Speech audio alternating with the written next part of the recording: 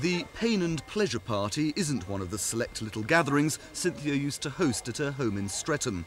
It's a serious, well, fairly serious bid to win a seat in the House of Commons.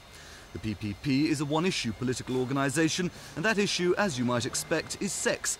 Major planks in the manifesto include legalising brothels, lowering the age of consent for homosexuals, and reforming the Disorderly House Act of 1750.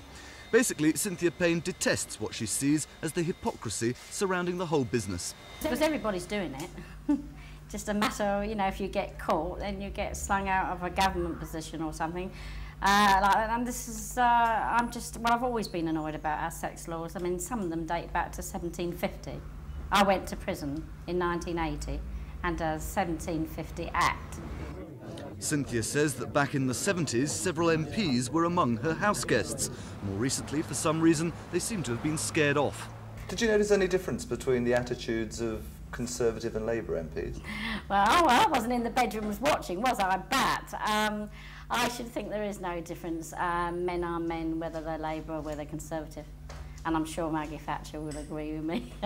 Is she one of your political heroines, Mrs Thatcher? Well, I'm not really a political person as such, as you know, but I think she's a very gutsy woman. What do you think Mrs Thatcher would make of you with all her Victorian values and so on? Well, I've been thinking of her this morning. I was just thinking what she thought when she saw the Standard tonight, whether she laughed or whether she thought, is that woman serious? I must admit, I thought myself. Don't know, really. Do you think you'd get on? Well, we both come from middle-class backgrounds, we might.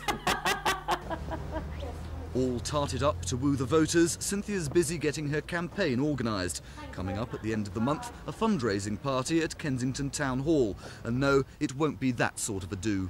Paul Larsman, Thames News.